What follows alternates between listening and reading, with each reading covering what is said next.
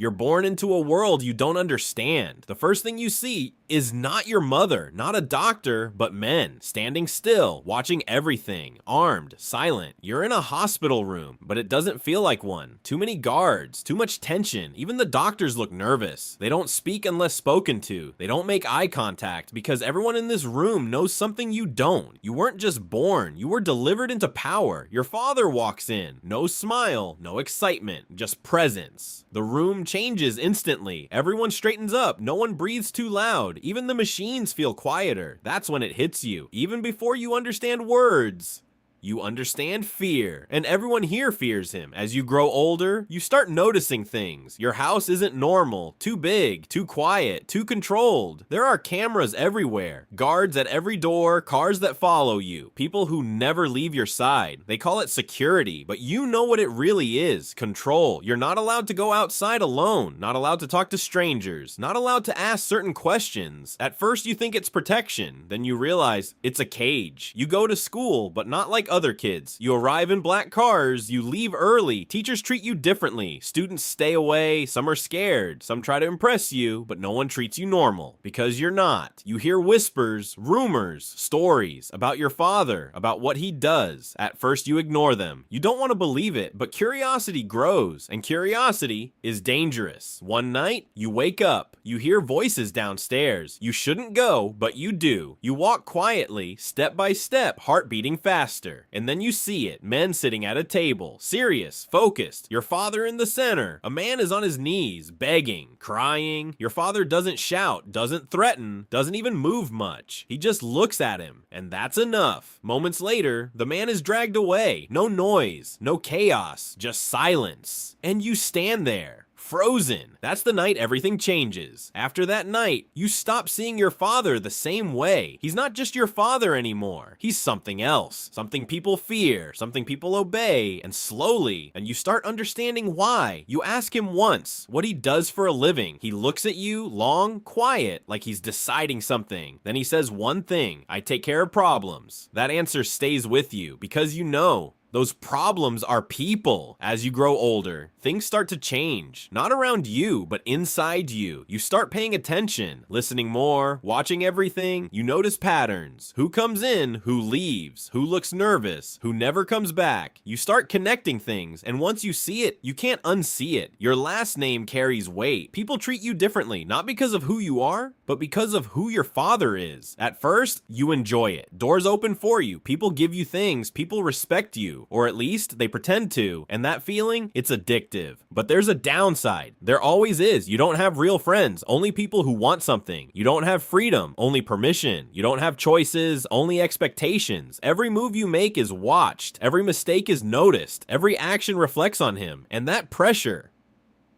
never leaves. One day, your father calls you in. No guards, no noise, just you and him. He doesn't waste time. He places something on the table. Cold, heavy, simple, but it changes everything. He looks at you and says, "It's time." No explanation, no discussion, just a decision that was made the moment you were born. You hesitate, just for a second, but he notices, and that look, that silent pressure, pushes you forward, so you take it. Not because you want to, but because you understand. This was never your choice. From that moment, you're no longer just his son. You're part of it, part of the system. You start small, simple tasks, watching, delivering, listening, learning. At first, your hands shake, your thoughts race. Everything feels wrong, but no one cares how you feel, only what you do. And slowly, you adapt, because in this world, you either adapt or you disappear. Days turn into weeks, weeks turn into years, and before you realize it, you're not learning anymore. You're leading. People come to you for decisions. They wait for your approval, they follow your orders, and just like that, the power that once surrounded you now belongs to you. At first, you try to be different, less violent, less cold, less like him, but this world doesn't reward kindness. It punishes it Every hesitation costs you, every mistake spreads fast, every weakness gets tested. So you change, not all at once, but slowly, quietly, completely. You become sharper, faster, more decisive. You stop questioning things. You stop feeling things because feelings slow you down, and slowing down gets you killed. Your father watches, says nothing, but you can tell he knows you've crossed the line. There's no going back. Then one day, he's gone. No warning, no goodbye, just gone.